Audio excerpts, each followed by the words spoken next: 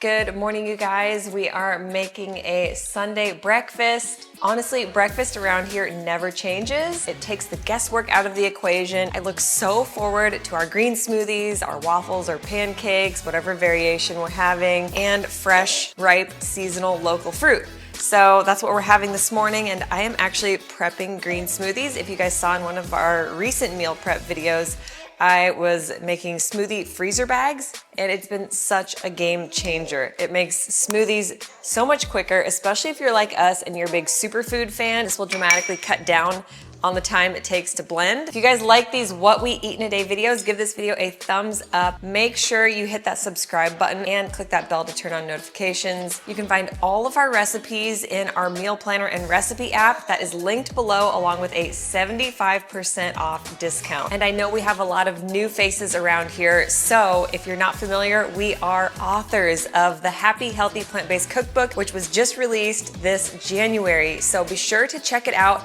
Grab your copy because there is a 40-day meals, movement, and mindfulness challenge within the book that we already did once as an online community, and we are doing it again. Launch number 2 starts April 1st. After you purchase the book, join our free private Facebook group and we will get the ball rolling April 1st. On our last group Zoom call with our membership community, the theme was focused on gut health. One of our members shared an incredible study saying that we need to consume 30 different types of fiber per week. We're consuming at least probably 30 varieties of fiber just in this one meal. We've got 4 types of berries. We've got our chia and our flax, so 4, 5, 6. How many ingredients are in the waffles? You can see there's just plenty of fiber. It's abounding on a plant-based diet, so we're not worried at all. It's so crucial for your gut microbiome, which dictates your mood, your energy, your brain, if you're feeling brain fog. Fiber. Yes, shout out to Dr. Scott, who actually introduced us to this idea. He has been talking about getting 30 types of fiber for a super long time. Also, our friend Dr. Will Bolshevich, he's got a couple amazing books. Fiber is so important. So get that fiber in. And talking about getting what you need, we're supplementing the 3 big ones every day, like D3, omega, and B12. We give them to the kids as well. But something I take actually in the evenings with dinner is our Complement Essential. Complement is one of our favorites. It's not a supplement, rather it's a complement to our already robust plant-based diet. You guys have definitely heard us talk about this because we love it and have loved it and been using it for years. What I like about it is you're not taking too many things. Sometimes with a multivitamin, you're getting way too much of what you don't already need. So you end up with expensive Neon P. With Complement, you only have the 8 essential and critical nutrients that are a little bit harder to get on a plant-based diet, so you know you have your bases covered. You guys should definitely check out Complement with the links below. They've got a number of amazing products that we use, including their omega complex. These guys are amazing. Definitely use our code to save and check out Complement. With the leftover wet ingredients from my waffle, I added 2 things: strawberries and some passion fruit. I'm gonna blend these up and put them into popsicle molds for the kids. I hate wasting even just a little bit of soy milk that I already have blended up. Collards are my favorites for smoothies, juices, and wraps, which we got inspired when we would host our retreats in Costa Rica to make these amazing raw rainbow collard wraps. So they're now in our cookbook. Anyway, they're really good. They're a cruciferous veggie, which are fantastic cancer fighters.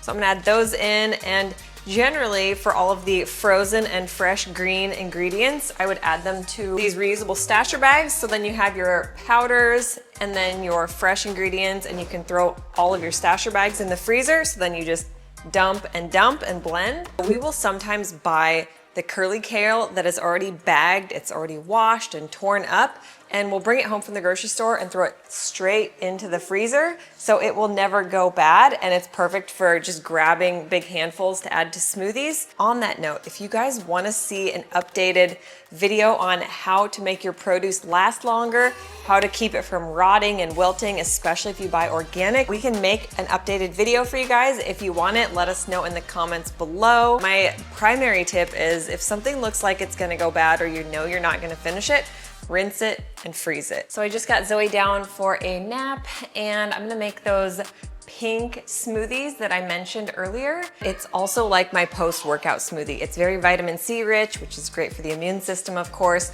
Also really important and critical for collagen production, which declines pretty much from the age of 30 onward. So we're gonna enjoy this. It's very tropical and it's so pretty.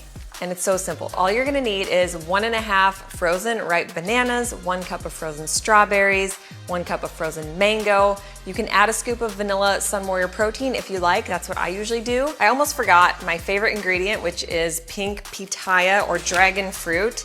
And to make these packs go farther, I just cut it in half and just use 1/2 of it. Look how pretty this color is. Look at that. Isn't that beautiful? And I kind of like blending it in the NutriBullet because I love this color. This color is my favorite. I like blending it in the NutriBullet because it keeps those black pitaya seeds intact, and I just think it gives it a really pretty look. I don't know about you guys, but I always have like a mood for what spoon I want to use.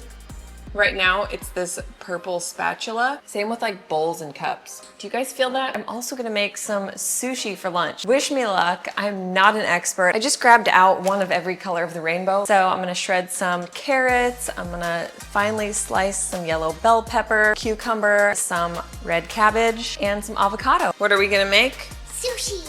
Okay, so Dusty dug through storage and found our sushi mat, I think is what you would call it. Even if this doesn't look as pretty as the restaurant sushi, it's still gonna be just as good, if not better, because there's no weird ingredients. Seems like in order to compensate for like, oh, it's vegan sushi, there's nothing in it that's of substance, they try to like fry it, like, and put vegan mayo on it, and I just am not a fan. So I did 1 cup of dry sushi rice with 2 cups of water and cooked it just like normal sushi, 2-to-1 ratio. You can also get your fingers wet if you don't want the sushi to like stick to your fingers. So I've got a little dish of water.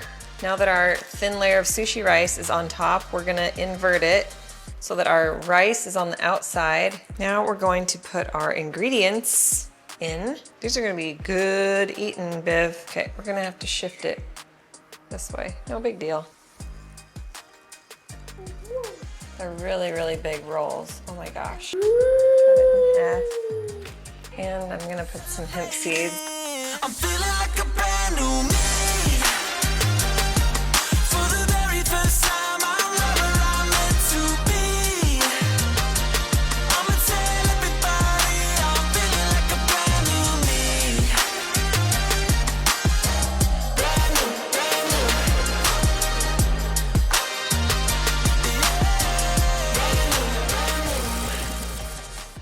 I am gonna make a veggie sandwich with the rest of my ingredients. This is our favorite roasted red pepper hummus. It's organic, really good, clean, simple ingredients. The brand is Cedars. So this stacked veggie club sandwich is also in our book. Again, it's simple, repeatable, tasty, really nutrient dense. So Dusty just put a hole in the wall while I was chopping lunch, and he hung this hearth display. I had been seeing it all over social media, had to have one because it has been so chaotic lately with the kids having their own little schedules now and Dusty not knowing when I've got him on a group Zoom call. Needless to say, we are gonna try it.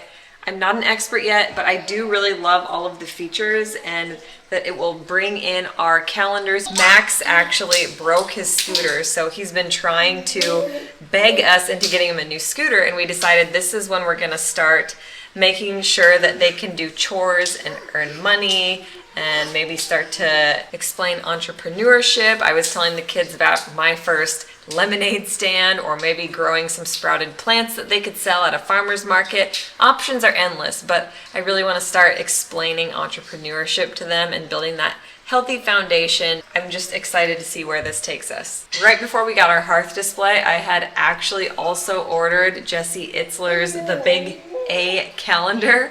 So we're also giving this a try. This shows the entire calendar laid out at a glance, so we can, you know, put in milestones and birthdays and important travel and goals we want to reach. And so it's supposed to kind of help you conceptualize the whole year in one glance and meet your goals. What do you guys think? Are you more analog or digital? Either way, we're gonna link both of them below, and we do have a discount for the Hearth. All right, you guys, we are back from a little walk and finally ready for dinner, finally getting settled down. And I think I decided I want to make a vegan version of beef bourguignon. This was my favorite recipe before going vegan. We used to frequent a little French restaurant and this was my jam. I haven't had anything like it in more than 10 years since becoming a vegan. So we just put a movie on for the kids. Erin's gonna chop a salad. I'm gonna do my mise en place, get everything organized.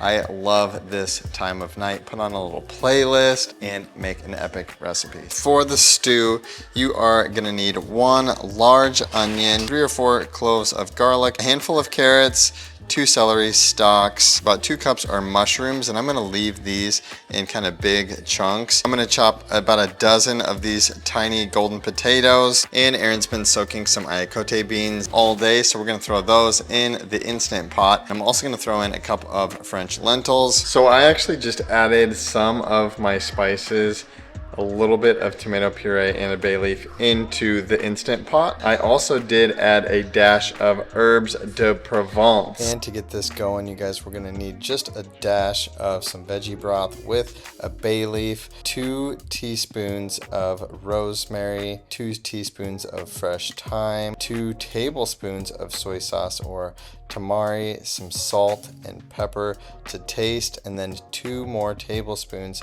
of tomato paste, and then an optional little bit more of that herb de Provence. I like to mix this up and then start my saute. Put my garlic and onion in there. I'll add my celery, finish chopping some of my veggies. Then I'm gonna add a little bit more veggie broth with my carrots and then the potatoes. And then take our beans and lentils out of the Instant Pot, add them to the stew. We're gonna let this all cook up for probably about 15 or 20 minutes. We're gonna cook some amazingly delicious noodles to put this all over the top of. Max is gonna help me compost and rinse these noodles and get ready to serve. This is gonna be so delicious.